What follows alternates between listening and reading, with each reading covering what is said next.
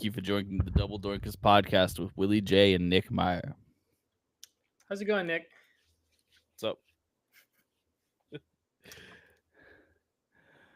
this episode, we bring you draft philosophies, draft strategies, and tiers to pay attention to while you're drafting. Yeah, so you don't even have to go anywhere. You just heard the whole introduction. What's going on, Willie? How you doing, man? I'm doing pretty good. I'm right now today. I'm wearing my throwback Justin Fields Bears jersey because we need to take Marvin Harrison Jr. #1 overall and build around Fields. Oh, that would have been a whole thing. I was so many Bears fans were pushing that. It was really, really annoying. Well, I'm hearing it again after the debacle with him throwing to the accuracy challenge on the field and him getting all frustrated. I don't know if you saw that video. I did. I also saw. You're talking about Ben Johnson with Ben Johnson and Caleb? Yeah. Caleb Williams was getting frustrated, and then Ben Johnson had some choice comments. I also saw some footage from Justin Fields in Jets camp, and he's apparently not looking too good. He went like 12 of 24 or something passing. It's not good. Yeah, I mean that's just shocker, right? Yeah. Justin Fields not looking good. There's a lot of camp news and stuff. I'm gonna say let's jump into the news here. So I'm going to start off with Khalil Shakir apparently having a high ankle sprain. He's week to week already, so that doesn't necessarily mean he's going to miss time. But let's talk about a high ankle sprain in general. My understanding is if you miss any time at all, it's usually between 4 to 6 weeks. Yeah, it's one of the injuries that lingers the longest, just because it connects so many different parts of your leg. Can affect your hamstrings, it can affect your calves, your ankles. It's just It's a gnarly injury. It's one of those injuries that when you see it as one of your players, it's devastating because they can come back and still have they can still be slow when they come back. It's not something that just immediately heals at 6 weeks. They come back on the field and they're like, this is great. Yeah.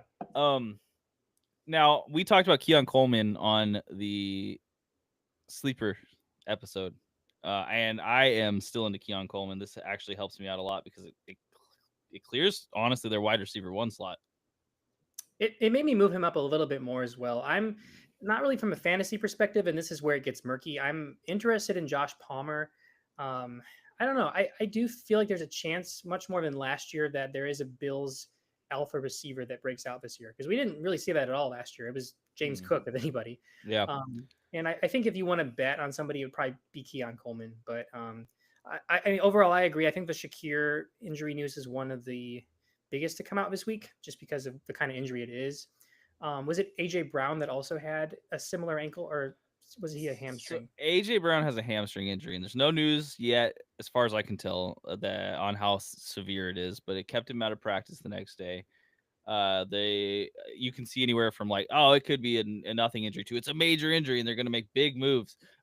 First off, hamstring injuries are they're bad news in general. You don't love hamstring injuries because they have this tendency to hang around for the whole season. They don't just go away when you want them to go away.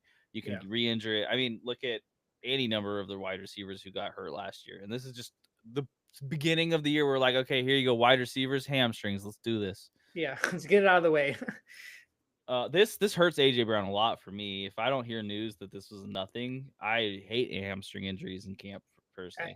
Justin Jefferson also, I think, injured himself in camp, or he was taking a break. Actually, I'm going to look this up real quick because I didn't read this article about Jettas. I think that he was dealing with, I guess he had some positive news today, but he also had a similar injury, and he's been like sitting out of camp practice. So something to look at. It's especially bad when you have these wide receivers you take in the first 2 rounds who you clearly want to draft as your number one wide receiver. Having injuries early in camp. I mean, obviously you want to factor in injury risk like a player like Khalil Shakir later on, but you also can factor in, or you can bake in like a high risk, high reward kind of thing based on his the round he's going. But like with these other receivers that are top, like you just have to take him where he was already going and take that risk. And then it can be painful. I mean, you can look at Cooper Kupp a couple of years ago where he just never seemed to get right. Example. Yeah. Well, actually, I'm going to jump back to the Bills for a second because Joshua Palmer, who you just mentioned, he's also working through a groin injury. Apparently, it's pretty minor, but he is hurting. Joshua Palmer on the Chargers previously. He's been around the league for a while. I Yeah, think they see him as a deep threat for the Bills. He is an interesting case because if he does work out as a deep threat, you're looking at someone who maybe like a more consistent Gabe Davis, where I was Gabe gonna Davis say. was a Yeah, fairly okay fantasy asset. Not great, but okay. I feel like Palmer is more versatile than Gabe Davis. So Gabe Davis really just is that deep down the field threat. Mm-hmm. Um, So there is some potential there. I'm drawn in by the upside, and we'll talk more about the drafting strategies here in a little bit and why I prefer Keon Coleman. I also want to mention the Chargers real quick for two reasons. Mm-hmm. One, Najee Harris is still not practicing. Amarian Hampton is skyrocketing up draft boards. He's like on the very cusp of my RB12 spot. Um, and I would take him in the third round, no question at this point. He's a player that, again, he's a little bit riskier, but the upside of him is so much higher than a lot of other third round players. And then also Keenan Allen signed at the Chargers as well. See, I love that. Keenan Allen. Okay, so I'm gonna derail this for just a quick second. On my dynasty team, which is terrible, I picked up Keenan Allen as this dart throw, hoping he would get signed to a team. I'm like, yes, he went back to the Chargers. I can finally win a game again. My last spot was it's either gonna be him or Jack Besh as like a full-time starter. So Oh no. Well, I think that's the best place he could have gone for fantasy. It hurts Lad McConkey a little bit because they both play in the slot, but at the same time, it helps the offense overall. I don't know. I feel like him and Keenan Allen can coexist. Lad's still going to be the alpha. I think this is a good spot specifically for Keenan Allen in fantasy. Yeah, it's kind of like a redo of the Mike Williams last year, where Mike Williams. He got to skip all of training camp, so he keeps his body a little bit more fresh at his old age, and he comes back into a system that everyone knows him. He knows them. Like it's good for a few different reasons, and I like it a lot. Well, I guess he's a new system for him because it's Harbaugh and Greg Roman now, but at the same time, there's still a lot of the same players and the same kind of basics. Mm-hmm. Yeah. Okay, so let's talk. Debo apparently hurt his hand. It didn't sound very serious. I'm not overly worried about it. He got mad at reporters for announcing it, even because it was his personal information. He's fighting to fix the injury. here's a pro tip to any players out there, potential players. Don't tell reporters things you don't want them to tell other people. Just saying, The reporters don't go off the record now. No. They can't. I mean, they have to watch it. Yeah. So Isaac Rendo expected to miss a few weeks with a shoulder injury. So I'm not overly worried about it because a few weeks at this point, I think he'll be ready by week 1. And a shoulder injury is not something that I'm scared about per se. No, and he's a later round or later in the season kind of player anyway. Yeah. So, but it's something to watch out for because we know 49ers and their weird backup RB situation. Sometimes they play different backups. If someone pops off, there's a chance he gets replaced. But I would rank it very low. It would take Jordan James, the 5th round pick out of Oregon, really showing something. Mm-hmm. Yeah, like so they need to get him on the field or something. Yeah. Kyron got paid. That's not really useful information. It is kind of because now he's not on a contract year and there's no issues. But I think he's still just as solid as he was before. It doesn't move him up, doesn't move him down for me. For Kyron Williams, I agree. There's a couple holdouts. I don't remember if we talked about Terry McLaurin in depth last week. Really no news there. I think he might have reported the camp, but he isn't practicing, or there's something there. He's like holding in, I guess. I think we did mention that. So he moved down in my rankings a little bit. I can't imagine a world where he doesn't sign with the Commanders. Who knows? Similar to Micah Parsons.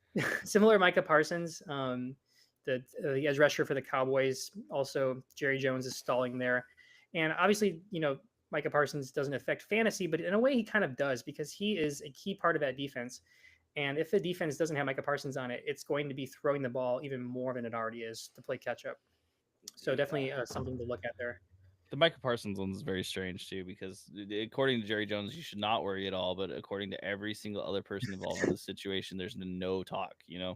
Apparently, Micah's agent is like, I forget who else he's worked with, but he's someone that's a bit ruthless and has taken like kind of risks with his players have taken risks with him as an agent. I've seen like some Bears fans going up over Micah Parsons to the Bears, and it reminds me so much of Khalil Mack to the Bears. Like 7 years ago when you have a second year QB and you trade for this star pass rusher. It's like, let's just pump the brakes. I'm not ready to do that yet. Yeah, I've heard the same thing about the Raiders. Of course, they're like, pair him up with Max Crosby, they're best friends, and it's like, yeah, that would be sick, but it would cost you everything. Yeah.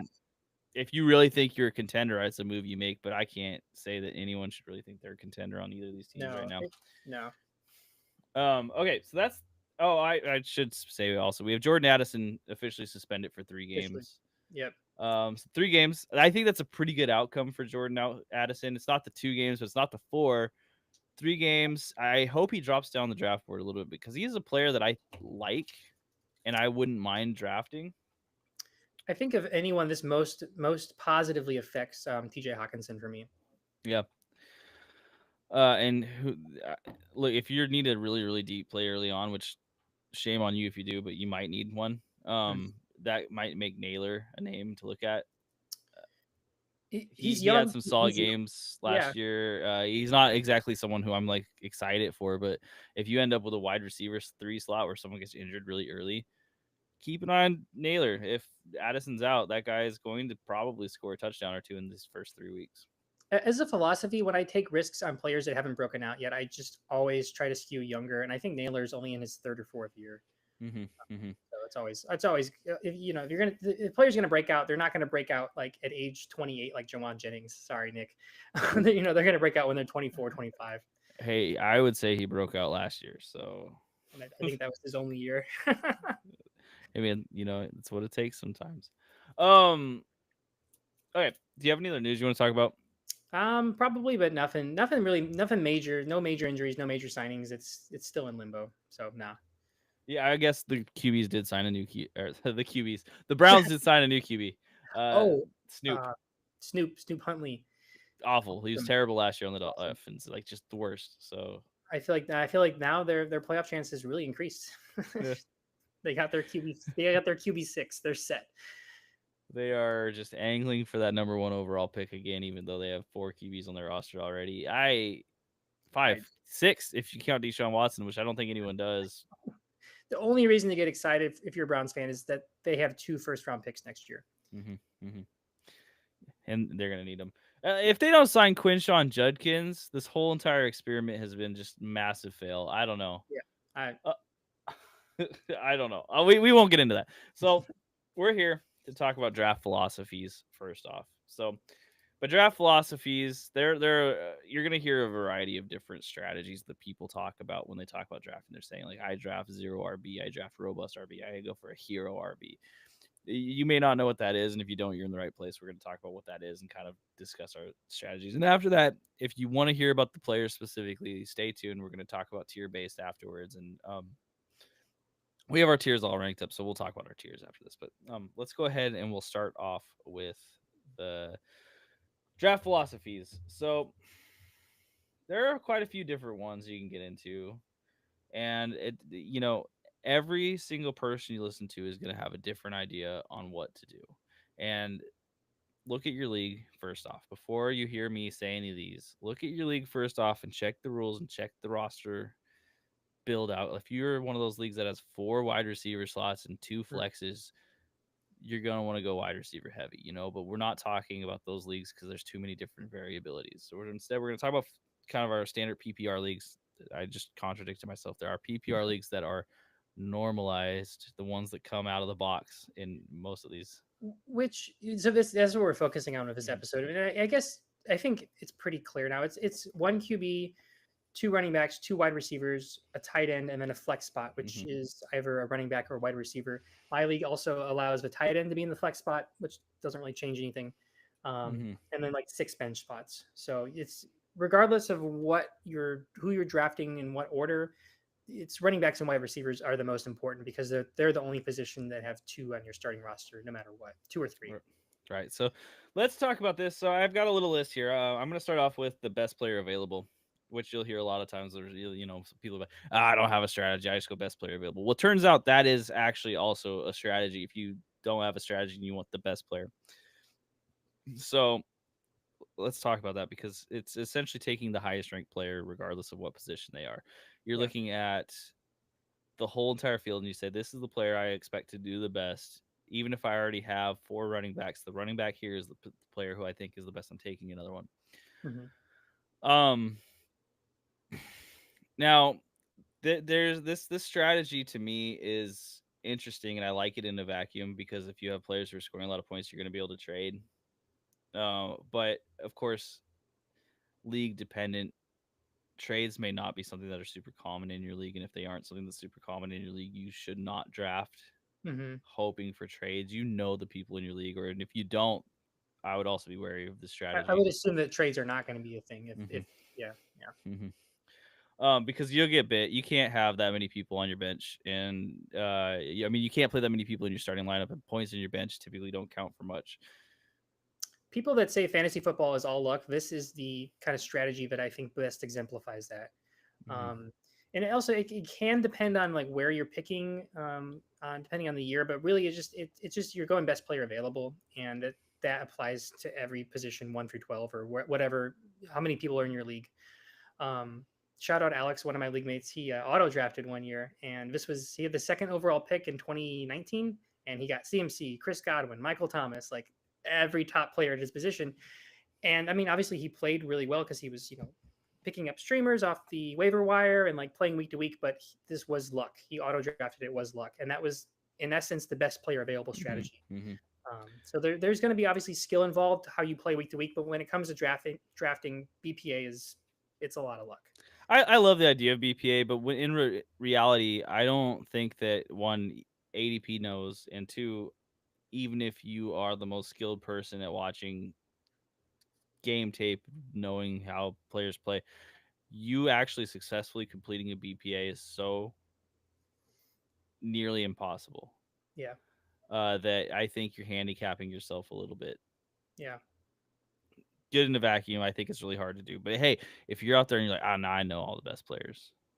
It's really good when you are getting into the later rounds and Mm-hmm. you perhaps like maybe you're going off a BPA that isn't like just your on your like say you're drafting on ESPN, you're like, oh, this guy's up next. Like if you look into other, experts BPAs or whatever, like that can help you. Um, Mm-hmm. but it's still it's a classic, but doesn't always pay off. If you are planning on going BPA, one thing I would suggest you do is whatever platform you're on, I would compare their ranks to the other platform ranks and find out where the value is. So, like, let's say, and this isn't related to P's, I don't know them off the top of my head, but let's say, like, Trey McBride's going in the 4th round on CBS or something, and you're playing on ESPN, or you're playing on CBS, and in ESPN, he's on 2nd rounder, right? Mm-hmm. You get to the 3rd round, you take Trey McBride, you just got value, and you got probably the best player available. If you are going to do it, I suggest like looking into the places where you can take advantage of ADP. Yeah, and This like is hard. Oh, go on.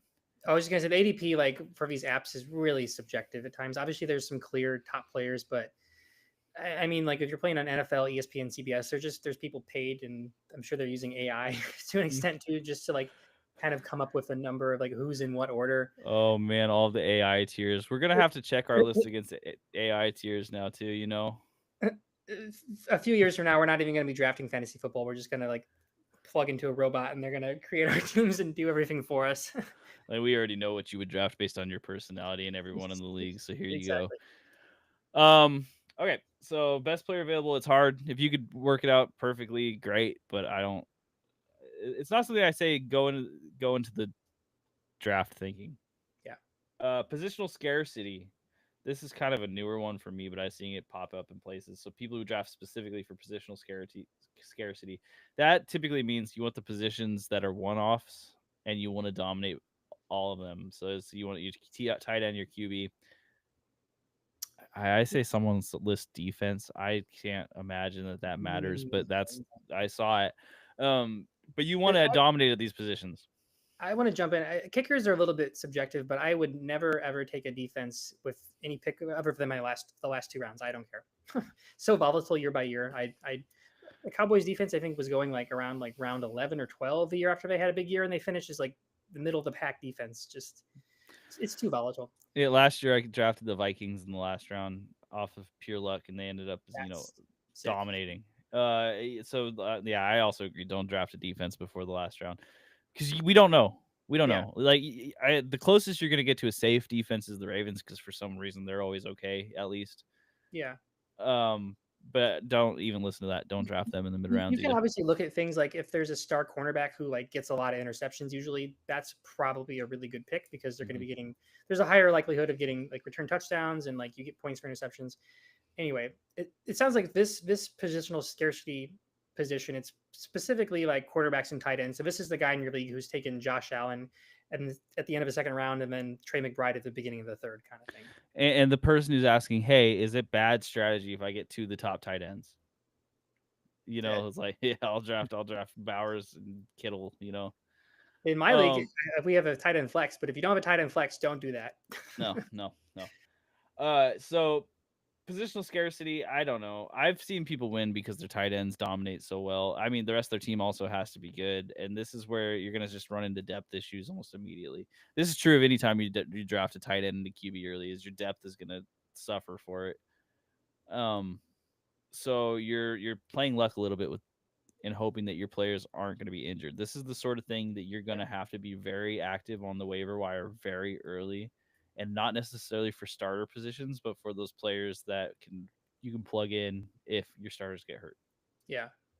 I like this position or this kind of strategy for the real fantasy football sickos who have been doing this for a while and spend hours like looking at all the underrated gems and like all the different players and like do mock drafts constantly, so that way you have an idea of like who you really want to be drafting, rounds 10, 11, Mm-hmm, 12 that have a mm-hmm. lot of upside, and then you are confident in being able to play the waiver wire well, draft really well later. I mean, you take those those high upside picks early on, and I think like for this specific strategy, I think that Josh Allen and Lamar Jackson, Brock Bowers, Trey McBride, at least this year, I think are the four that stand out to me as being the safest. Even not even looking at ADP, I mean, they're all going in the first, two or 3 rounds, but that's like they're very safe. Yeah, and I think a lot of other people will think the same thing. It wouldn't shock me to see Josh Allen off the board very early. Very early, yeah. I mean, we talk about ADP and all that, but in your home league, I'm sure you know someone who's like, yeah, I've had Josh Allen multiple years, and I'm gonna get him again, and I will take him at the beginning of the second, which You is can win scary. that way. Maybe not the best strategy, but you can win that way. You can. I mean, if you have one of those years where it's super top heavy, I think QB had that like 2 years ago. Maybe it was like the top three outscored like all the rest of the field by a significant margin. So if you didn't have the top three, you really were at a disadvantage each week. Yeah. Um, yeah. So that I don't hate this, but yeah, you're exactly right. You do need to know your sleepers. You need to know your value picks at the end of the draft because that depth is going to be hard to come by. And if you whiff on those positions or those picks at the end of the draft, the season's going to be rough unless you're very active. Yeah. Robust RB, and I'm going to read what the description is Okay. because it's not exactly what I would have thought, but it's described as taking 3 RBs in the first 4 rounds. So yeah, robust RB. So this is the very high T strategy of I want all my running backs and I want them to have significant upside and I want multiple of them. I this is hard for me. I would combine this with a BPA or a tier based, and you have to really get unlucky on where the wide receivers are falling because this is a Mhm. strategy that I don't think is necessarily awful, but if you're forcing it, you might have a bad time. I agree, and I this kind of I think we'll talk a little bit about like based on where you're picking, maybe looking at different strategies. At least I have a couple ideas I want to mention for that, but this is one where if you're doing this, I feel like you have to have like a Bijan, Saquon, or Jameer Gibbs in order to feel good about this. Like if you're drafting like 11th and you hit like I don't know, a Devon Achan, and then it comes back around, you get like a Kyron Williams, and then in the third round you get like a Brees Hall. That's is usually I don't know. There's a Yeah. there's not a lot of upside there, I should hmm say. hmm it's scary because if you draft one of these running backs or two of these running backs, let's say two of the running backs, and they have a significant chance to fail entering the top five, you're really hurting yourself because a middling running back is not going to score as much as a middling wide receiver. Exactly. Well said. Like if you're doing a strategy, you want to be really confident in getting a top 5 back out of it, and ideally at least 2 RB1s.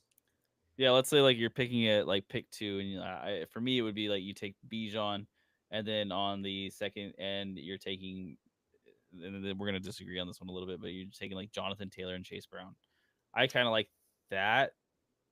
Um, but I don't know. There's still wide receivers out there. Bijan, Chase Brown, Amari Hampton. I'd love that.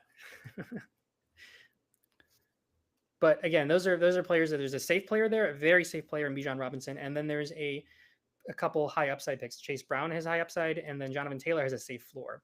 So if you're doing that strategy, that's I think it's a good way to look at it. It's got to be a mix of confidence in one player, and then most likely high upside and safe floor. It's just yeah, you're good.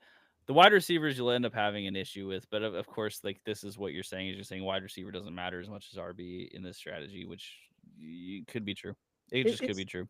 It's nowhere near the same level, but it's kind of running back is kind of in years similar to positional scarcity, where wide receivers you can get a lot. There's a lot of depth, and I would argue this year there's more running back depth, but that's neither here nor there. Like there's the importance of getting a really high end running back is it's harder to do that than getting a really high end wide receiver most of the time.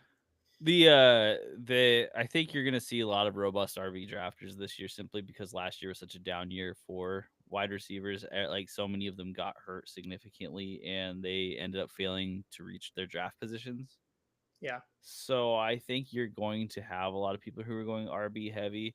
And that's where this one particular strategy, this particular year, I'm kind of more worried about it because I think your wide receiver value is going to be off the charts if you have 2 or 3 people going robust RB. Yeah, and I agree. I think that just because of the way the pendulum swung last year with running backs, I think it's going to be that way this year. Zero RB. Let's flip the coin. Let's go to the other side. Zero RB. So zero RB is the simple idea behind it is you avoid drafting RBs early, right? I've heard it described as the first 4 rounds. I've heard it described as the first 6 rounds. It just really depends on how intense you're talking. Is this the same as Hero RB? No, Hero RB will be after this one. Okay, jumping ahead. Yeah, zero RB is just literally stocking up on wide receivers, maybe taking QB, maybe taking a tight end, just avoiding running backs, and then taking all of the people who could provide safe-ish floors. Maybe there is some upside, but just get you points. I've believed in this in the past a lot, saying that if you don't get the top RBs, it's not like RBs don't really matter. Like I'll get the same 8 points no matter who I put in there. So screw it. I'll just go make sure I dominate other positions. Last year I had 4 top 15 wide receivers, and I made it to the championship without a running back too that was stable. J.K. Dobbins was my plug-in, and that was luck, but that's playing smart. Then Sincere McCormick, like it was just whoever I could find on the waiver wire. What the hell is that? Exactly. But I made it to the championship with this team, so that I'm not there's validity in this strategy despite how insane it sounds. My belief here is that if you are doing this, even if it's just the first 4 rounds, you have to maybe ideally both positions depending on where you're drafting, but you have to get that top tier quarterback and top tier tight end as well, not just wide receivers. Because especially like if you go wide receiver, okay, that's all the wide receivers you're going to be playing. Everything else after that is on your bench. So if you don't draft a running back until the 6th round, you have to be getting one of those top quarterbacks or tight ends in order to make it to make up for the lack of running back. Yeah, and to give you context of what I was saying, I had Brock Bowers. That was wonderful. Nice. My quarterback was awful. It was like a mixture of Kirk Cousins, and you can just stop right there. It was bad, but it was just pure strength and will fighting through that. So you did pretty much go very wide receiver heavy just in general last year because you got Brock Bowers late. Yeah. It's not necessarily like a strategy that I would say you absolutely have to have 3 top 15 wide receivers for the strategy to work. Because if you whiff on any of these wide receivers or they get hurt, your team falls apart. It just crumbles. Exactly. So this is super risky strategy. And if you want it to pay off, you have to have, top 15 wide receivers and then at least like one quarterback or tight end, depending. If you take a running back in the 4th round and you take 3 wide receivers. That's fine. Mm-hmm. Obviously, I think you could really. I mean, I don't really believe in the RB dead zone, but if you wait to draft a running back until the quote unquote RB dead zone, which is usually like what rounds 5 to 9, Something like that. Yeah. where they're all like all the running backs in that range in some years have been very similar in terms of how many points scored. So if you're waiting to draft a running back until then, that's something you really need to hit on. Who was your, just for like to put this into perspective, who was your running back one last year? So it was Devon Achane. I got him in the 4th. So this is like Okay. Then yeah, okay. So that was Mhm. there was some luck, but also some skill involved because you knew who would provide that safe floor, higher ceiling pick. Mhm, mhm. I was hoping for safe. It worked out pretty well, you know. I didn't win the championship, so I'm not going to say that I'm super happy with it. But yeah, so 0 wide receiver. I will tell you that in the leagues that I've played with other podcasters, which is just a few of them, not a ton, but I have played with a few of them, and they all go 0 wide receiver. Hmm. Or no, I'm sorry, 0 RB. Hmm. They all go 0 RB. It's just a thing. I think they're very confident in their ability to pick up the late sleeper running backs. I personally, again, it's volatile every year. I really feel like there's more running back depth this year than ever before, and I think there's a wide receiver dead zone this year. I do like the strategy possibly for myself because I'm in a keeper league. My main league's a keeper league, and I'm getting Trey McBride in the 4th round. So Mhm. I really do want to lean on some wide receivers, perhaps. Yeah, Mhm. and there's some good running back depth, especially because there was so many rookies that came out. Wide receivers, I feel like from like round 6 to 12, it gets kind of dicey. So this is a strategy I think I like this year, especially if it's going to be swinging more towards people going running back, running back, running back, or like that the other strategy. It could And be a that's where I'm at. Is if that ends up bearing fruit, then this is a strategy that I think I may employ again. yeah, Uh, I mean, because I look at it and there's some murky backfields, right? And so that's really what I want to see is that there are some backfields that someone will emerge from, and they're both being drafted pretty late. yeah, And we've already talked about that. Like, we don't have to really go into that again, but it's like you could take a Cowboys running back and hope for a solid RB2 on your team, even if that's your running back 1 and you have 3 top 15 wide receivers. You're sitting good. yeah. You're basically you're banking on get your RB2 and maybe even like your RB3 if you're going with the strategy becoming at least a high end RB2. Like you're Mm-hmm. you're banking on players returning value. Yep. Yeah. So hero RB or anchor RB. Seen it called both. So this is you draft 1 elite RB early, and then you switch over to 0 wide receiver after. Oh my gosh, I'm gonna keep saying that. You draft 1 elite RB early, and then you switch over to 0 RB afterwards. So that's I think this is a pretty valid strategy. Let's say you have the first pick, you take Bijan, and then you just don't draft running back again for a long time. I love the strategy if you have an early pick. If you have one of the first 3, I'm not opposed to it at all. But for a hero RB to work out well, you really won't want someone who has a top 5 upside. I agree. And you like again, like you have to be really confident in that. Mm-hmm. I feel like there's only 3 running backs. Like we did our tiers. We'll talk more about that in later episodes, but there's only like 3 running backs in the tier 1 that I have, and that would be Bijan, Jameer Gibbs, and Saquon. And if you take these guys, you get an early pick, you take them. I do really like this hero RB strategy this year, personally. Um, Again, it's you got to have confidence, and obviously you cannot know everything when it comes to fantasy football, but you gotta really look at the top players in order to Mm-hmm. play this strategy. I'm gonna add one player to that, and that's just off of the pure upside. It's Ashton Genty. I'll respect it. Yeah, That's that only because I think that he's gonna have such a safe floor. Also, he definitely is. He's unknown, but he has the potential to finish as RB1 overall. mm-hmm. Wasn't it like I think Zeke and Saquon both finished as like the number one running Zeke back? was number 2, Saquon was number 1, Yeah. So and even Bijan was number 8, and that was with Arthur Smith jerking everyone around. yeah, Genty definitely has that. He's in that tier. I could see that argument just because he definitely has the potential to finish as the number one overall player in fantasy. Like Mm-hmm. you can't say that about other top running backs, like uh, Derrick Henry. Even he doesn't have. There's always there's knocks. Yeah, Yeah, it's like Josh Jacobs. He's safe, but he's not someone I'd want as a hero RB. Not really. CMC is like sky's the limit, but he's really injury prone. Really, there's a big risk there. If you are super confident that CMC is going to make it through the year, good for you. First off, second off, go ahead, do it. But I would be too scared. I'd chicken out on that one. Otherwise, it's a wonderful strategy if you can get one of those top picks. Zero wide receivers. So this is not much different than the robust RB strategy, except for this one doesn't require you to just draft specifically RBs in the first rounds. This lets you get the QB and the tight end as well. I don't know. This one is in a PPR league with the chance to start up to 3 wide receivers, even in a standard PPR league. I can't get into the zero wide receiver. I think this is the same. If you're going to do this, the same thing for me. You have to get one of those top 3 running backs. You have to be having an early pick, and then like you're saying, it doesn't have to be all running back, but you even more so than in the zero running back strategy. You just because of how wide receivers play with PPR, I feel like even more so in the zero running back, you really have to draft a high end quarterback or tight end.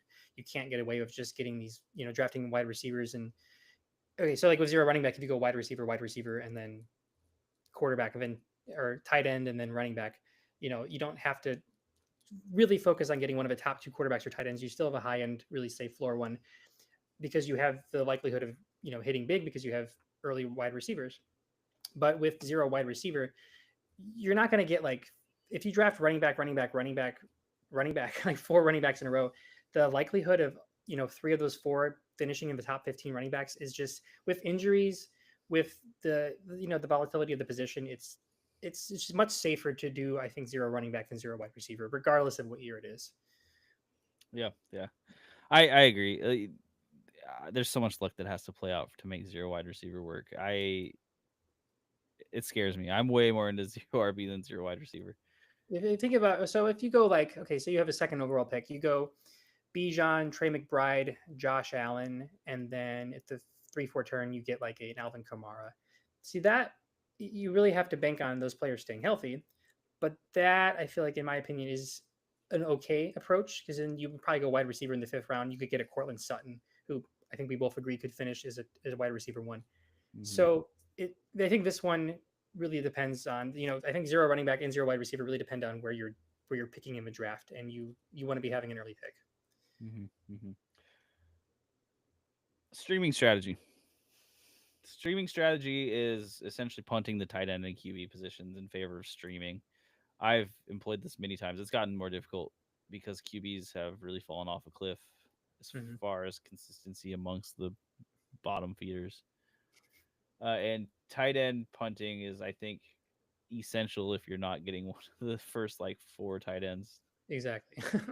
So the streaming strategy, I do like it, but you have to be someone who is head in the game, nerding out, because playing you got yes. Don't be afraid to drop any of your players. You have to be ready to punt them off a cliff to pick up. This is where you'll pick up the quarterbacks. You might have to pick them up a week early for a good matchup the next week. Your bench has to be liquid. Yeah.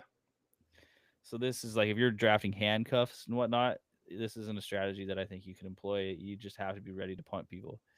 I do honestly like the approach. I did this differently last year because I took Trey McBride early. I like the approach of punting not just one or the other, but punting both QB and tight end.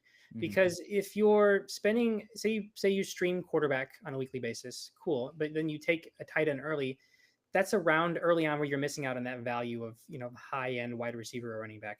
And I feel like they kind of go hand in hand because you're only playing one each week. So I think this is kind of a new strategy I haven't played with as much, but I think just personally, my gut is to go punting both. I have been punting both since probably like 2008, 2009 when JJ Zacharyson he released a book called late round quarterback, and it's basically that these points don't actually matter. Just forget about these points. If the rest of your team can beat the rest of your opponent's team, then you're going to win every week, regardless of what you get at your QB position. And I think that may be a little bit much now because those high end QBs are scoring 40 points, whereas your mid end QBs are like 20 points. And that's a golf, right? But at the same time, the strategy has worked for me way more often than it has hurt me. But I'm also the person in the league who makes the most moves by about 3 times everyone else. Nice. Like it's disgusting amount of moves. I'll pick up a player and drop him in within 20 minutes for another player just because I wanted to. So that's the sort of player you need to be, though. If you're gonna do the strategy, you can't be someone who logs in once a week and checks the waiver wire. You got to be the one who's like sitting there going like, okay, I have to figure out who the player is. I got to see who it is. I got to look at them on my team. I got to like see if I like that fit. Yeah, there's a twist on this that I think kind of goes in here, but I think something I'm thinking of specifically this year maybe is instead of looking at the streaming quarterback, you double tap quarterback in rounds like 13, 14, or 12, 13, where you're drafting both in my opinion, at least a safe floor quarterback. So say like you draft Jordan Love in the 12th round, and then you draft Drake May in the 13th round, and then you alternate based maybe on the week, who the matchup, but also you're double tapping two late round quarterbacks that have that QB1 overall upside. And you can't do that with other positions. You're not, if you go off and don't draft a running back until round 8, you can't expect to double tap, in rounds 8 and 9 and get like a high end running back. You could, but the likelihood of one of those working out is not the super same low, as super quarterback. Low. Yeah. So I like that. Or streaming. I did streaming last year. It didn't really help me, but yeah, it could work. The streaming is each year changes a little bit. Some years are really good for it, and other years are bad. Last year was a pretty bad year for it, especially if you were following trends because these QBs didn't seem to want to hit 2 weeks in a row. Yeah, it's the punting tight end. I always want to bring this up is that usually with tight end, one of the top tier finishers each year is someone who wasn't drafted. So bingo, yeah. With punting tight end and streaming tight end, I don't really call it streaming tight end. I call it trying to find the gold. Like you're gonna want to be active early and try to find that tight end who's actually majorly involved in their offense who wasn't expected to be. And maybe like don't jump the gun on it. Like wait out a little bit because Sam Laporta, like he took I think a few weeks to break out, and then last year the clear example of this after week 1 was Isaiah Likely. Yep. And people dropped a lot of fab on him, and all of it. He didn't do very well. So I think that if you're doing this, like I would recommend taking a shot on a maybe safe floor tight end like a Jake Ferguson in round 12, and then just wait a few weeks and watch for trends, and then dump a bunch of fab. I wouldn't go after week 1, targeting that tight end just because he has a good week 1 does not mean he's going to be your guy. Yeah, that's fair. Yeah. With the streaming, I think a good important part, and what speaking more to what you're saying is like don't spend all your money in one spot. You need to have money hanging around. So this is again that hard position of you got to be the active player who's finding value, not just like splashing on the big name free agent. Exactly. And this goes also with quarterback. Remember Will Levis's first game against the Falcons? He had like 4 touchdowns. If you dropped all your fab, you didn't have a quarterback and you dropped all your fab after that game, you were screwed. 100%. 100%. Yeah. Okay, so then upside only strategy, I'm going to talk about this for just a brief second personally. Like this is where you draft strictly only players that you believe could finish number 1 overall. This is a strategy that I think you can employ and it can be very successful, but it's you live by it, you die by it. If you draft upside only and half of your picks are going to miss, and if they're the picks that you drafted early, you sunk your team at draft day. I feel like this is the strategy you take if you played fantasy football for over a decade and you've never won, and you're just like, I just gotta try. Like this is like a moonshot in the dark. Like, please, I want to win. I want to take this risk. I feel like that's when you would use this strategy. If I win the championship the year before, then the next year I do this strategy because it's so much more fun. If I was like, look how good I am, I found all these diamonds, but then it always bites me. It always bites me when I do it that way. So we could talk about like who would specific players, who would that look like this year? Yeah, CMC. That's an easy answer. Yeah, that's an easy answer. I think this also could apply to taking like a quarterback or tight end early, obviously, because you're going for upside. And Josh Allen and Brock Bowers, if you take them 2-3 turn, they could very well. There's a likelihood they finish at number 1 overall at their position. And then I think this is another strategy where you probably bank on rookies taking over their backfield early, like a Trayvon Henderson, a Caleb Johnson, RJ Harvey. And then I think maybe a similar approach would be receivers with rookie quarterbacks or like young quarterbacks. Like I think Cortland Sutton, Calvin Ridley could fall into this. Also like receivers, specifically receivers. Well, actually we saw this with running backs last year, but I think more or less specifically receivers that are on a new team. where maybe they didn't have a great year last year, but now they're in a better offense, at least on Mm-hmm, paper, mm-hmm. and there's a chance they could finish much better than where they are going getting drafted because their ADP is like, how do I put this, like they're they have a chance of finishing higher than their ADP because their ADP is based on how they finished last year in a different offense. Yeah, their ADP has been depressed because of their Yeah, last year's finish, but their upside is not necessarily worse. yeah, exactly. Yeah, this is like I could see players like I would say Tyreek Hill would be probably someone you're taking in this strategy. You said Calvin Ridley. I'm thinking Ridley, DeAndre Swift even. DeAndre Swift, yeah, this is a definitely, especially this year. This is a big rookie one because there's those rookies in rounds like 4 to 7 that Mm-hmm. God, I really want them. Like I want Trayvon Henderson, I want Caleb Johnson, I want RJ Harvey, I want Amari Hampton. Give me all the rookie running backs Mm-hmm. Mm-hmm. because there's that excitement. There's this unknown factor.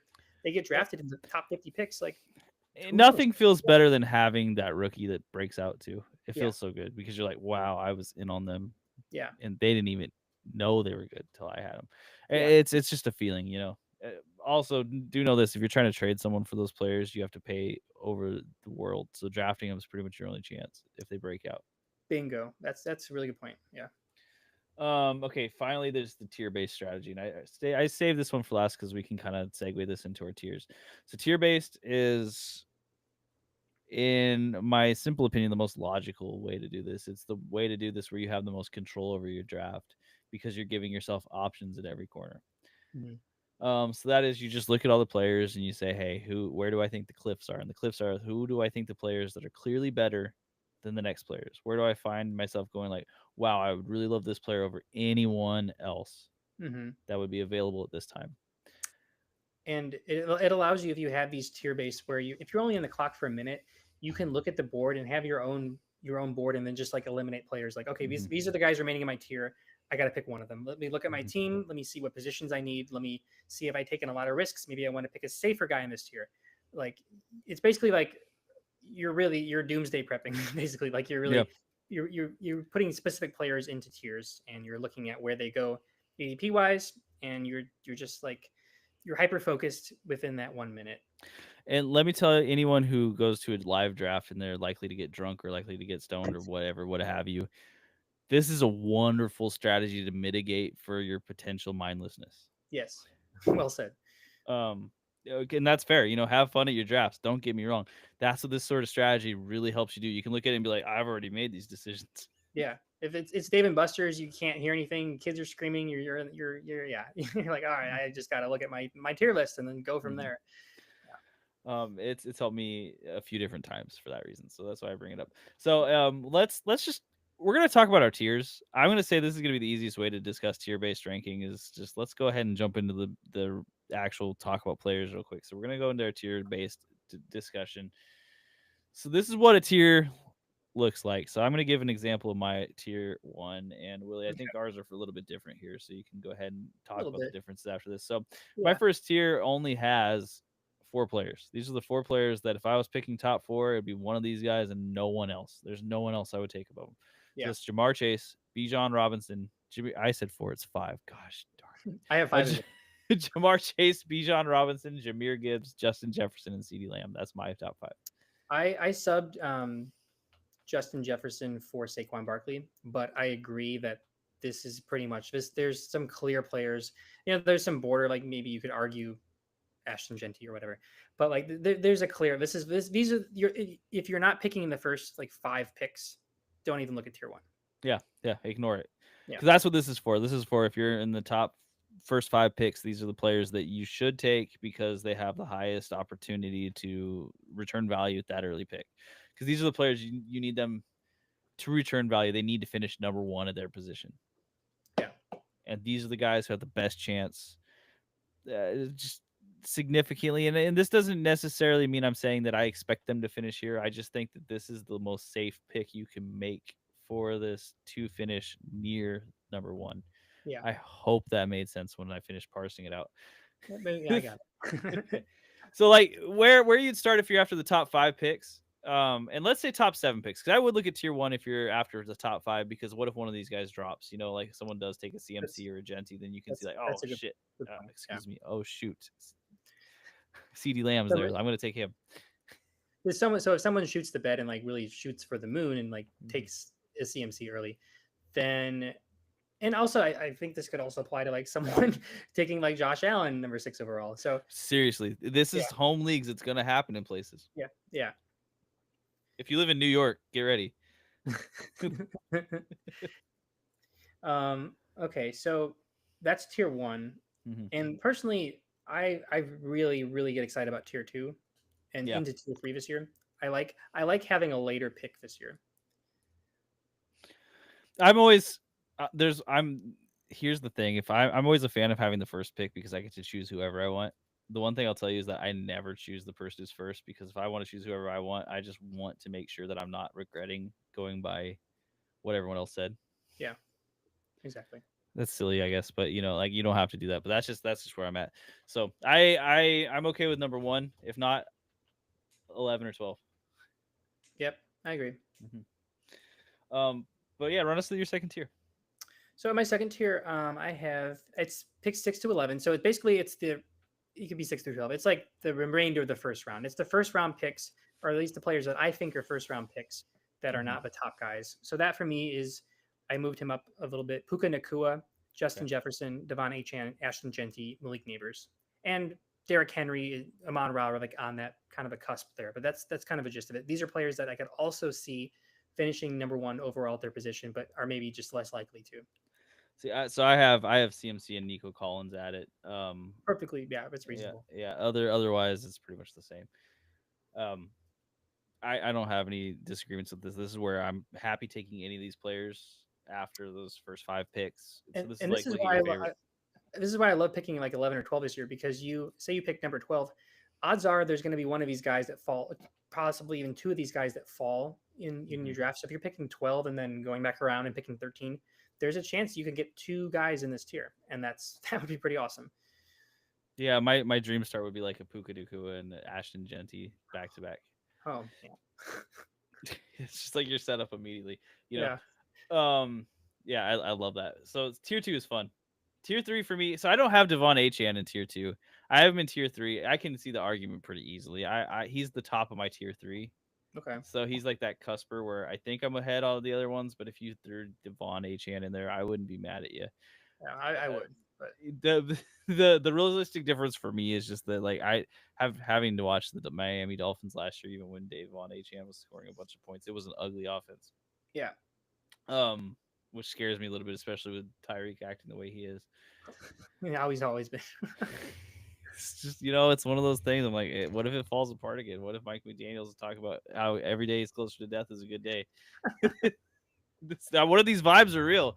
Yeah. Um, but okay, so my tier three is Brian Thomas Jr., Brock Bowers, Derrick Henry, Josh Jacobs, Bucky Irving, Drake London, Kyron Williams, Jonathan Taylor, AJ Brown, Chase Brown. I might move AJ Brown down after the hamstring injury. That He's scares at me a the little top bit. of my tier four. Yeah, I think. Yeah. But this is a lot of the second round picks. I feel like you're taking pretty even risk amongst this group of players, and they all have pretty relatively similar upside. Uh, I was just gonna say I want to add a couple players to this list. So mine's Okay. very similar. Like I have Derrick Henry, Amon Ra, Drake London, Brian Thomas, Nico, Chase Brown, CMC. And for the last two picks in this tier, this is I think something to look at least in my opinion. I have Trey McBride and Brock Bowers, Mm-hmm. and I think that the reason they're here is not just because they're very likely the best players at the tight end position, but I think that they have the safest floor of any players, or some of the safest floors of any players in the first two rounds. We're not super far off. Trey McBride's the top of my fourth tier. So, again, once again, moving the top of my next tier is I don't make the gaps super huge Yeah. unless they are naturally super huge. Trey McBride is absolutely fine being in the third tier, in my opinion. So that's great. So I think we're both on the same page. The beginning of the fourth tier is like towards the end of the second round. Yeah. Like, yeah. Okay. My first player at the beginning of the fourth tier is Lad McConkey. Okay. He's a little bit lower for me for sure, but I have similarly, I have AJ Brown, another Yeah. receiver in a run first offense. And that might be the case actually on mine after I added it a little bit because AJ Brown with that hamstring does worry me a little bit. But then yeah, I've got Trey McBride, Lad McConkey, Josh Allen is here, so that's the first quarterback that Mhm. shows up. T. Higgins, then Lamar Jackson, then Omari and Hampton, JSN, Joe Burrow, James Cook, George Kittle. So we really see like kind of like the opening of the quarterbacks showing up. This is where I have picks 20 through 30 in this tier. Okay, so this is a bigger tier for you then. Yeah, I think so. The first player I have here is Josh Jacobs or AJ Brown, and then the last player I have is Lamar Jackson. And I think we have different orders, but we have a lot of the same players. Like I have Kyron, Bucky, Josh Allen, Jonathan Taylor, Hampton, Lad McConkey, George Kittle, T. Higgins, Lamar. It's relatively the same. I liked so in the last tier 3, I like to end with, McBride and Bowers. This tier I like to end with Lamar Jackson. I think that I like this tier going into the middle of the third round, because if you're looking at your first 3 picks, depending on how it works out, you wanna hit in these 4 tiers, at least I think. It's it's good, yeah. Yeah, I have George Kittle at the end of this tier because I think that's the last tight end you realistically want at the first 3 rounds. I don't think there's anyone else you'd want to throw in there. First 5 rounds. Yeah, really, the tight end dries up real hard after this. Fifth tier gets a lot larger. This is where my tiers start expanding pretty significantly because after this, you can make arguments in a lot of different ways for a lot of different players. Like my 5th round starts with Kenneth Walker. I'm sure you have him a little bit lower, but that's how it starts. And it goes Mike Evans, Jaden Daniels, Garrett Wilson, Jalen Hurts, DK Metcalf, Devontae Adams, Alvin Kamara, Cortland Sutton, et cetera, et cetera, et cetera, et cetera, et cetera. So these are players that I could see finishing top 12 at their position, but I think there are starting to be question marks as to how exactly, and maybe there's like some tertiary things that need to happen. They're players that like maybe I'm not ecstatic about, but I feel really good as being my RB2 or wide receiver 2. Exactly. How many players? I have 31 through 48 here. If I had an exact count of how many players this was, let's see. And I don't, unfortunately. It says there's 46, but I have some blanks in there, so this is probably through like 38, 39. Or 38 or 48 or 49 or I think 38, 39. Okay, so this tier is a little bit bigger for me then. Yeah. And I say this because I the reason I picked this is because I have, for the beginning of what tier are we on, tier 6, I have a pretty clear marker, at least in my mind. This is tier 5 still. Tier 5. So this one for me goes Alvin Kamara at 31 down to Cortland Sutton at 48. And in between there's two quarterbacks. We got Jalen Hurts and Jaden Daniels. And then there's the ones that have the potential, the RBs that have the potential to finish 1 overall, but aren't likely to, like the Chuba Hubbard, Breece Hall, James Cook, Alvin Kamara, obviously. Kenneth Walker's in here for me. And then similarly, I have like the wide receivers that, could finish number 1, or in that is a wide receiver 1, but it's not locked in, like Tyreek Hill, JSN, Mike Evans. I think I have TJ Hawkinson in here as well. But the reason I have a specific cutoff is the beginning of tier 6 for me, just to jump ahead really quick, is I have Joe Burrow.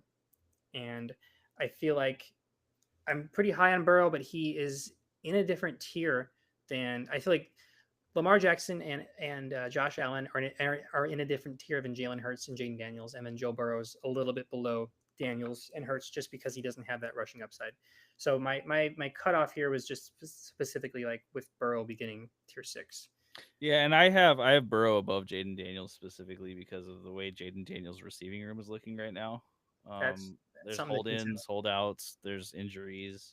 He's gonna run though.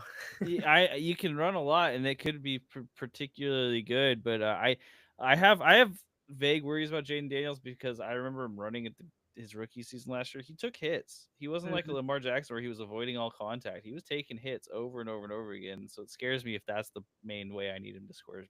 And he's not durable. If Josh Allen takes a bunch of hits, but Josh Allen, nothing can stop him. Josh Allen's got that Ben Roethlisberger build where he's just a tank. Yeah. And I should clarify, I have 46 players so far. I misunderstood how Excel was shooting numbers back at me. So we really are on the same page, where this tier 5 takes us through the end of round 4. Is that right? Around there? Right around there. It's a little bit before the end of round 4, but it's close. Yeah. And some of these players are reaches, like Cortland Sutton. I have him in this tier, and he's not going until the middle of round 4 typically. Yeah, I like him. You're higher on him, but I like him at the 4 or 5 turn, and it's somewhere we're higher on. Where did you have Rashee Rice? Okay, so ladies and gentlemen, I got really excited about Rashee Rice, and I was pretty confident that the suspension wouldn't affect his year, and it still might not. But after seeing Jordan Addison getting that 3-game suspension, I feel like Rashee Rice is going to get at least a 5-game suspension, 4-game, and that's not huge, but it is enough to drop him from like a wide receiver 1, and he just dropped down to a wide receiver 2 for me. Just because like he's going to miss games. Like in terms of points, the amount of points he can get, there's no way if he misses those 4 games, he's not going to outscore like Cortland Sutton. Cortland Sutton's just going to be available for more games. So I actually end up having him. He is my. I think I have him and Xavier Worthy like right by each other. They're 25, 26, 24, 25. So like right at that wide receiver 2-3. And I think I like them. I like Rashee Rice and Xavier Worthy in the 5th round this year. Yeah. So that puts them like 6th, 7th tier. Yeah, let me. Yeah, so I have. That's crazy that I have him in a higher tier than you right now. That's insane. Okay, so this is always fluctuating. Is he in your tier 5? Is he? He's in my tier 5, yeah. And that's me not having prescribed any suspension yet because I've got the. Okay. Yeah, this is me. I'm just certain that Kansas City's going to help him find a way out of this. I'm definitely over and underreact to Rashee Rice. I think this is also a combination of me admitting that I think I was a little too low on Xavier Worthy, and I started looking up some of his stats from the end of last year, specifically in the fantasy playoffs. And disgusting. I applied the same logic that I applied to Rashee Rice the year prior, and I was like, okay, I'm still higher on Rice as a player for sure. I'm going like very negative here and assuming he's definitely going to get suspended, which is before I was confident that he was not going to get suspended. That's totally fair. Yeah. Okay, so 6th tier. Let's jump into the 6th tier. So mine starts off with James Conner. Okay. Yeah, I'm around that same spot. I have kind of more of the running back dead zone going on here. So James Conner, Chuba Hubbard, DeAndre Swift are all back to back to back. Okay, I have. Where's James Conner? He's in there somewhere. He's in a tier 5 for me. Yeah. And James Conner could easily make an argument for tier 5. I feel like all my tier breaks are someone who I wouldn't mind putting up into the next tier necessarily. They're just where I'm like, okay, if I had to make a gut call, I'd probably go with the guy right before him. I do, and I like that you brought him up because I specifically want to mention that a majority of rookie running backs are in this tier 6 for me. Yeah, I have Travion Henderson. I have Caleb Johnson here. Yep. I do have RJ Harvey as well, so I think we're probably pretty similar. Cool. I also have Tet McMillan here. I do too. I've really you've convinced me to warm up to him. He's got such opportunity, honestly. Like this, if Bryce Young is the real deal, Tet might also be the real deal. I mean, I watched some highlights from that Panthers Chiefs game again, where Bryce Young was incredible, and I think that was that game. There's a couple of games I watched, and there was that one game where I think Xavier Leggett fumbled the ball or something, and I was like, okay, if Bryce Young is still playing at this level next year, and you have Tet McMillan, who is very sure hands, and again was a top 10 pick, that the draft capital really sunk in for me. Like, okay, he's picked 8th overall. Yeah, it's pretty huge. Yeah. Yeah. So I'm excited on him. I like he's a player I'd love to swing on.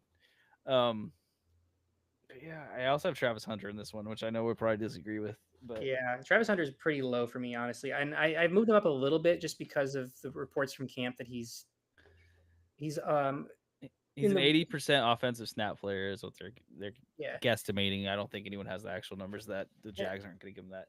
Exactly, and that's for me. I don't really believe that. It's just because he's doing that in camp doesn't mean that next week he won't be 80% defense. I think there's a chance that he's just so volatile for me. I don't like the risk with him. I do want to mention this tier 6 is pretty big for me. It's like 49 to 65, and it goes from Joe Burrow to Stephon Diggs. But I think to summarize, I think the big thing with tier 6 is these are the players that you want to bank on with upside. So if you're going 0 running back, I think these are the tier 6 is where you want to look at for the upside picks. Hit at least one of these, if not 2 of them. Yeah. Mine's only 15 picks here, so I think that might be very vaguely similar. Yeah, mine's 16. So yeah, so it's a little different. Whereas, okay, so like, so who's the start and the finish for your tier? So this tier 6, it's Joe Burrow at 49, and then at 65, I have Stephon Diggs. Okay, so you did say that. Yeah, and I got James Conner at the very end, Travis Kelsey, and I don't like that Travis Kelsey pick. But Yeah. I'm always conflicted on where to put Kelsey because I don't like to put him anywhere on this list. So I I have say, Isaiah Pacheco in here too.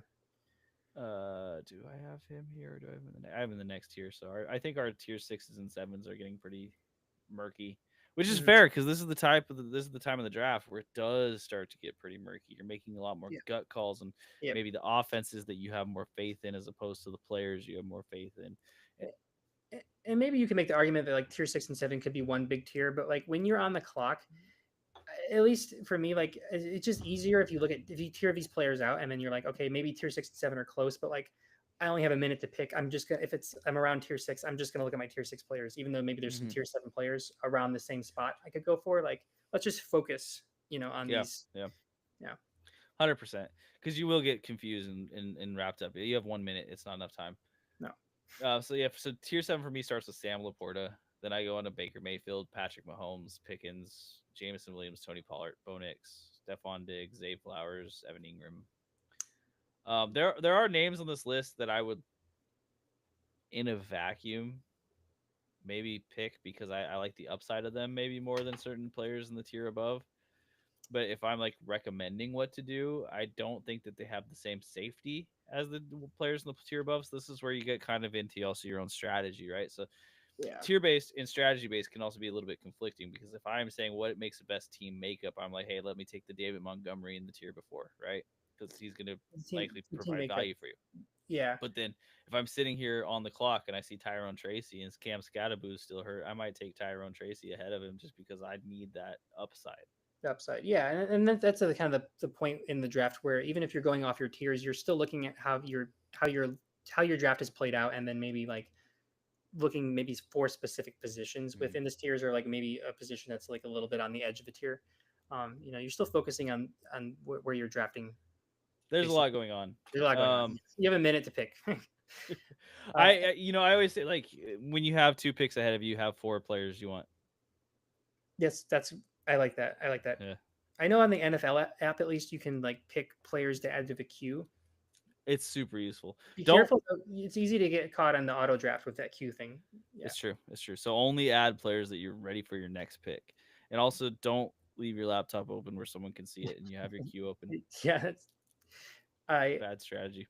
I did want to just mention. I think our tier 7 is very similar. The players that I'm higher on, I would put in tier 6 are Bo Nix and Evan Ingram. Yeah, that's fair. And this one I have 66 to 84, and it's Zach Charbonnet at 66 for me, and then Khalil Shakir at 84. Let's see, Zach, where did you And land? I think I want to mention, I think this tier 7 is really the flex spot. This is where you're drafting your flex. Yeah, yep. Yeah, mine starts with Sam Laporta and it ends with Joe Mixon, which I'm including him in here because I'm doing a podcast for everybody. He's at the very bottom of his tier, but he's in this tier for me. Yeah, he's a player that I likely would not personally draft. I just don't have a lot of faith in him. However, I can understand the arguments that people have. Yeah. And so I've thrown him in this tier. I have Jacoby Myers and Chris Godwin above him. I have take Jacoby either Myers. of those players. I would take either of those players before Joe Mixon. I'm fading Chris Godwin this year. I've heard, again, I don't like to get in the camp hype. I've heard a lot of good things about Emeka Ibuka, and I heard a lot of negative things about Chris Godwin's injury. He's not even practicing right now, I don't think.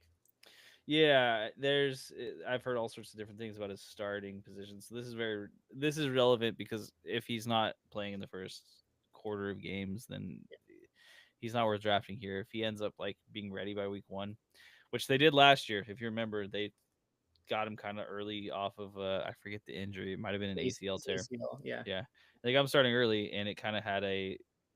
Was this year or last year?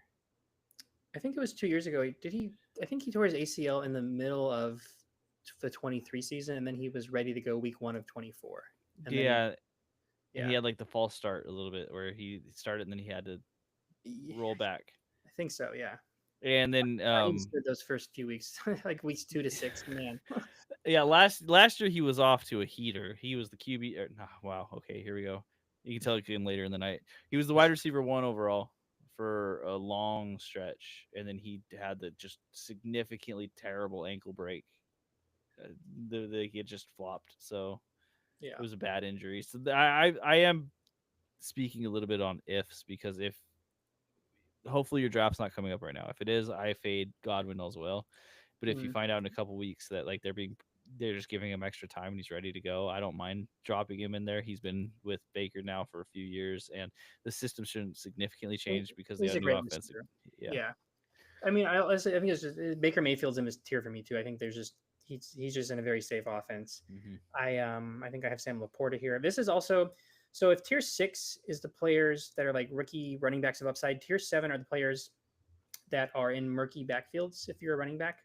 So like I have Najee Harris here, I have Aaron Jones and Jordan Mason here. I have Travis Etienne here.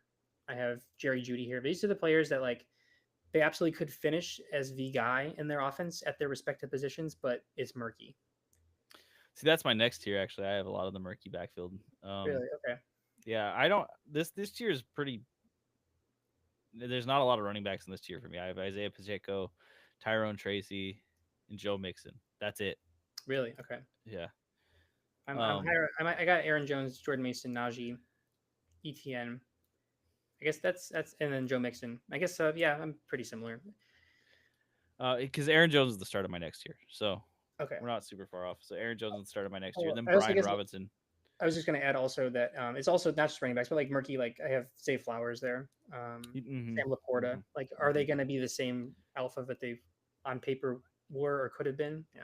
There's potential there for them to be, but there's also potential that they're going to be on the outs with their team. Not on the outs in of like a negative, not as negative a connotation as that may sound, but like they may not be exactly the alpha for their team. I got and Khalil Shakir, Rome Dunze, Mark Andrews. It's yeah. Yeah, Khalil Shakir after the high ankle sprain, I moved him down pretty significantly Okay. because high ankle sprains suck. They do, as we stated. But yeah, so the eighth tier for me starts with Aaron Jones, Brian Robinson Jr. I have Jordan Addison there right now, but he'll probably move down a tier too. And and then I've got Roma Dunze, Chris Olave, Tyler Warren, Jaden Reed, Josh Downs. Okay. This is the tier that I actually really like, eighth tier, because this is the tier where I'm like, these are the players that I could absolutely see them cratering, but I love the upside of some of them.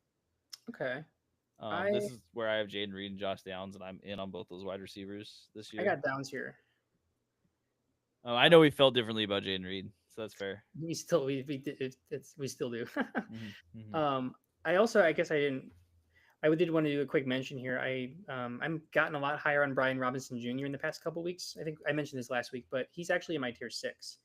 Okay, so that's a pretty And significant difference there. it is, and I think in tier 8 here, I think we have a similar idea where there's players that could crater but have that upside. Obviously, greater chance of cratering than the players in tier 6. I have a lot of high upside quarterbacks here. I have quarterbacks that have the potential to finish as QB1 overall, but aren't maybe worth the earlier pick. So that's where I'm kind of looking at tier 8. Okay. Yeah. Yeah, I the only quarterback I have 3 quarterbacks here. I have Dak Prescott, Kyler Murray, and Caleb Williams. I have the same, except I also have Patrick Mahomes. And maybe that's it. This is a smaller tier for me, but it's like the middle ground of quarterbacks. The player that's risen for me, and it took me a little bit of time to think about this, is Tyler Warren. I didn't think I was really in on him either, and then this whole entire they're using him as a fullback. It's not that I think that the production comes from the fullback position. It's not that. It's that I think that they're scheming ways to get him the ball. Okay. And a tight end on a bad team getting schemed ways to get the ball.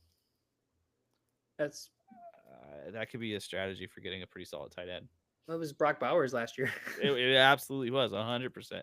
They Yeah. just force fed him the ball. And if the Colts really suck, I could see Michael Pittman kind of dropping off the face of the earth. I don't see Josh Downs dropping off, but Tyler Warren could really start seeing a lot of garbage targets. And with the tight end, if I can get a lot of garbage targets, I'm in. I think you have him like kind of as a low end top 10 player, right? Mm-hmm. So I have my low end tight end top 10 here. Like I have Kelsey and Njoku and Jake Ferguson. Um, Another player I just want to mention that's in this tier, but I meant to talk about in the sleeper last week, is Trey Benson, who really burned me last year, but he's apparently looking great in camp. And I just always forget that James Conner last year was an anomaly with him playing every game. And Trey Benson is the clear RB2 here. Mm-hmm. So Mm-hmm. this tier is also players that I think there's a lot of players that have slowly moved up my board, like Ray Davis and Trey Benson here. That's absolutely fair. I have quick shout out. I have Ricky Pearsall and Juwan Jennings next to each other. I do too. They're just below this tier, but they're also right next to each other. That's funny. Super unhelpful guy. I still I don't know what to do with them. I'm someone from that offense is going to score a lot of points. CMC. if he can stay healthy, man, CMC is a slam dunk. I also have Tucker Craft here, and I do have Jordan Mason as well. I'm really moving up on Jordan Mason. Me too. I'm into it. If he really has that 50-50 and it's with Aaron Jones Sr., I'm saying senior finally because I want to emphasize how old he is.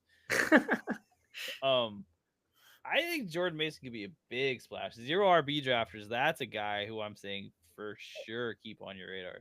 I was really low on him just because historically the 49ers running backs translating to new offenses, my cat, has not really worked out. But then I did realize not only is he splitting with Jones, but he's going to a Kevin O'Connell offense. Yeah. Which is, there's similarities to Kyle Shanahan. You can get into the semantics, whatever, but he's going to an equally productive offense. He's not just a guy who produced in Shanahan's system that's going to a not as good offense. He's going to a great offense. So that when I thought about that and like looked at that perspective, he's really started to rise for me.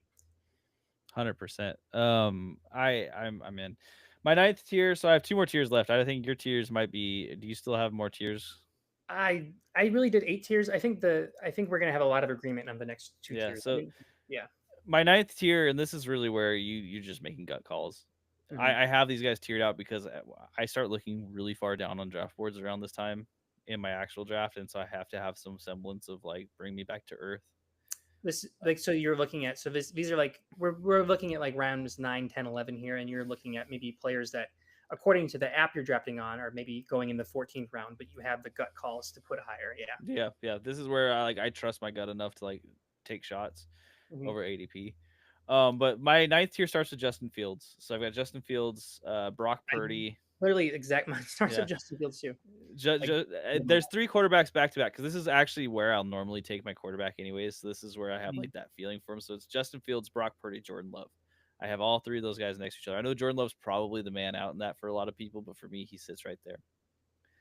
Then this is where I have Tank Bigsby, Isaac Guerrero, Zach Charbonnet. So these are the elite handcuffs as well. I can see what I'm doing here. You have Charbonnet earlier, and I respect that. I respect that. That's a call. You're making a call. It's good. Jalen Warren, Cooper Kupp, Jake Ferguson, David Njoku, Jared Goff, Jerry Jeudy.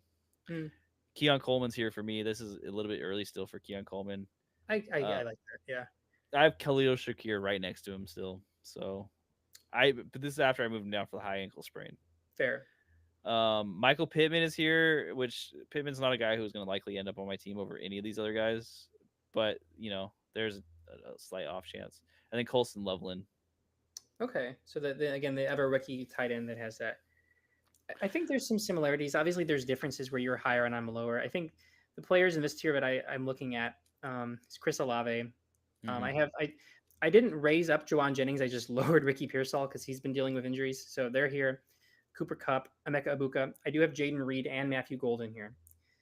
Also, like the potential breakouts that are being drafted later, but I maybe a little higher on, like Marvin Mims and Keon Coleman are here. And then with running backs, I have the running backs that could be their guy, but I'm not excited about, like Tajay Spears, Nick Chubb, Isaac Guerrero, and then I have Dylan Sampson, Quinshon Judkins, Jerome Ford, just kind of like all just yeah. Here. And that's for me. My 10th tier is that tier where I'm just like, these are the guys that I think you're gonna want one of, but God, don't make me actually give you the name you want. Nick Chubb is the first for the 10th tier for me. He's followed by Trevor Lawrence, so that's a more solid player. I'm around Oh, the same. yeah, then Quinshawn, then Samson, then Ford. It's just like, yeah, Because like it just depends on what happens with Quinshawn. Because if Quinshawn ends up being all okay and cleared, then I'll shoot him up a lot of tiers. But right now, I think he's near undraftable because you might just be wasting a pick. exactly. This is where I have Emeka Egbuka. Um, he is a This is player that also I where I have think, Keith Godwin. Yeah, yeah. So we swap on those guys. yeah, Darnell Mooney's here for me. Austin Eckler, Golden, Drake May, J.K. Dobbins. yeah. He's around here. Yeah, Ramondre Stevenson. So I put JK and Ramondre back to back in the same exact like. I don't really want these guys, but if I need a running back pretty fierce, I'll take a chance on one of them because one of those guys is going to be productive, but they have very low upside. One's gonna return value. Yeah, Dalton Kincaid's here for me because like he had an awful year last year, but I could there's a world where he has a bounce back. He's a post high. He's like a post hype sleeper. yeah. Brandon Ayuk because I don't know what the hell is going on with that guy. Excuse my language. I really think that he's gonna. I think he's already on the pupper. I don't know. I he's a big fade for me, but I mean he definitely we've seen him be a great fantasy Mm-hmm. asset. Scattaboo, he I'm exists in the fading him. strange. Jaden Higgins, that's one that I like here. I do too. Uh, Trey Harris is also here for me. So, Yep. but Trey Harris just got a pretty big downgrade from Keenan Allen signing because it makes the path to the playing field just a little bit harder. I agree. I moved him a little bit, but I just still believe in him as a player. Yeah, it's fair. I have JJ McCarthy at the end of this tier, and no, actually, the very end of this tier for me is Javonte Williams. That's a player I really don't want to touch, but he's there I don't. because I don't have any Cowboys running backs in my top 130.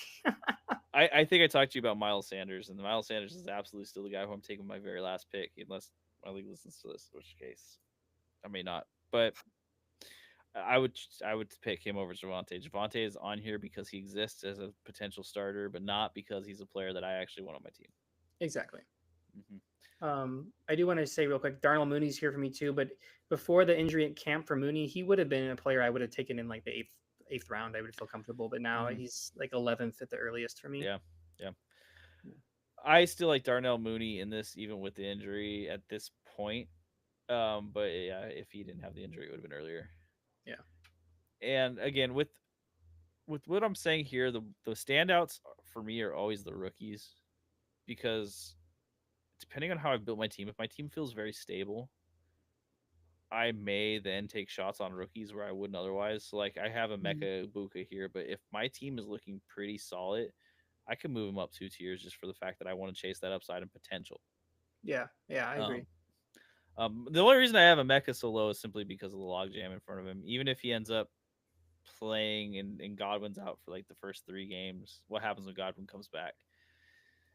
Also, he's competing with two high end, well, maybe not in Rashad White's case, but two pass catching running backs. Mm-hmm.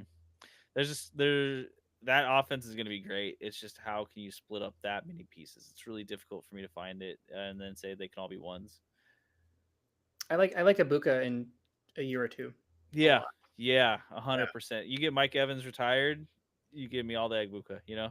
He's arguably like a top 5, top 10 dynasty pick right now. So here's something that I don't know that I said when we talked about Mike Evans a long time ago, and I'm segueing a little bit here at the end of this. But if he gets 1,000 yards this season, he breaks Jerry Rice's record of most consecutive 1,000-yard seasons. They're gonna feed him for that. Yeah. And also, this could be like towards the end of his career. Like if he breaks it, I think he breaks it, he might just. Who could blame him? He breaks it, and they make the playoffs and fail, or they make the Super Bowl and win. He's done. He's got a ring. Yeah. So he's not chasing that. He's just chasing the give me the stats. So I think we've gone a little bit over, so I won't force too much more conversation here. I hope for anyone who's listening to understand the reason we give these tiers is to kind of give you maybe a glimpse into our player rankings and what we're actually ranking our players as. So if you listen to this as like a player ranking guide, you can kind of get it, but also to give you an idea of what we're looking at with each tier. Now, this isn't set in stone, and I encourage anyone who's listening to this who wants to do tier-based ranking to not copy someone else's tiers. You should go and make your own and look at those players and think about what you want in each round and decide who you think is the best for that. Um, because that's you want your team to be personalized. You may want to win really hard, but let me tell you this: there's too much strategy. There's too much luck in this to guarantee yourself a win just by listening to pros. The pros are wrong 40% of the time. Yeah, You and know what I mean? this is about like understanding how the pros or us how we look at like players that are later in the drafts and like how we're why we're picking them to possibly return value. And Hmm. then you can obviously look at your own gut call picks and stuff, but that's the reason I like tiers, especially in the later rounds, is because you're looking at players that like have potential. Basically you're looking at players that are going to return value on their ADP. Hmm. Hmm. Yeah. And this is just a way to make it really easy for yourself to understand, because once the ADP is rolling and the clock started, your mind shuts down a little bit. Hmm. There's too many things going on, even for the people who are really, really focused. So having the secondary backup is invaluable. I really like, you made a really good point where we were emphasizing that the tiers just kind of help streamline when you're like, if you're like kind of out of it during your draft or getting into round 7, round 8, and you just can reference your tiers, you can put players in the queue. I think the exception to that is, like you said, looking at your team. If you need some more high upside picks, look at the rookies. So the rookies are in these specific tiers, but at the same time, they kind of exist outside of the tiers because they're the players that you want to throw darts at. Hmm. So you want to sprinkle those in, but other than that, I like focusing on the tiers depending on where you're at in the draft. 100%. Yeah, because the rookies, you really the only way they fit into the tiers is because of the situation. The Yeah. player themselves hasn't spoken for where they should be yet, and that can. I was gonna come up with a good saying here, but I just lost it. So you're tiering the situation as opposed to the player. The player may be a lot better than their situation seems to tell you, and then the situation changes to fit that player into it. Yeah. That's what your golden standard for the great rookies are. Think like Odell Beckham back in the day, where he was hurt and then no one thought about him, and then he pops off and immediately dominates and becomes the whole entire Giants offense. Jamar You're Chase is a bust because he drops balls in it, camp. exactly like if you take a Emeka Egbuka and he is that good that he forces out all these other players in this offense and they have success throwing him the ball over and over again. Yeah. He should have been in tiers higher, but no one would have known because he's a rookie in a weird situation. Hmm. So rookies do really exist in the tier outside. That's a good point. Travion Henderson could have the greatest receiving running back season of all time. I mean, he's with Josh McDaniels. Yeah, exactly. And you could, yeah, there's any rookie, this is kind of a generalization, but any rookie taken day 1 or day 2 has the potential to really be an elite player at their position, 100%. Mm-hmm, mm-hmm. Plus, they're fun. Again, I can't overstate that. Like when you have that rookie and they break out, you can just like kind of lord it over everyone else. You're like, I was the guy. I knew it. I knew it. I Yeah, knew I it. know. Yeah, I'm an insider. I watched college tape. um. Yeah. With that said, so you have anything else, Willie, you want to bring up before the end of this episode? No, I think so. Next week we're gonna be. Have we decided what we're doing next week? We can tell the audience. Um. If you can stall for a second, then yeah. I think I do want to mention one more thing with what was there's one of the positions. Oh, so this isn't really a strategy. This is more of a first 2 round strategy, but I really like the idea of if you're picking in the middle to the end of your draft, in the first 2 rounds, I like to hit the high floor, high ceiling. So, like for example, if you're picking like 10th overall in the 10th spot, I like the idea of this is personally, I like the idea of taking Drake London. Very safe floor. He's going to get a ton of PPR points, ton of receptions. He maybe doesn't have the highest ceiling in the world because we don't know what Michael Penix looks like, but regardless, he's going to be catching a lot of balls. So when you go back around, you're picking whatever 14th at the beginning of round 2, then that's the CMC's available. Swing on CMC. Huge risk, very high ceiling. So the strategy I like to look at for if you're picking, I would say like rounds or pick 7 to 12, like you're just outside of that elite tier of players. I like double tapping very safe floor and then very high ceiling. That's just something an approach I like. Okay. And with that said, I can't comment because I was looking up the schedule. Uh, let's let everyone in behind the curtain. Let's talk. Let's have a quick discussion about what you want the next episode to be. We can have mock draft, or we can have the Doinkers. That is our choice players of the year. Ooh, okay. I think I would like to maybe do mock draft because I think that some leagues are going to be like picking early. I would wait a couple weeks if you're not. I wouldn't draft yet, but I would like to do the mock draft maybe a little bit before that, and then I like the idea of doing the Doinkers right before the season because I have a feeling some players might come onto my radar but haven't quite been there yet. Sure. Okay.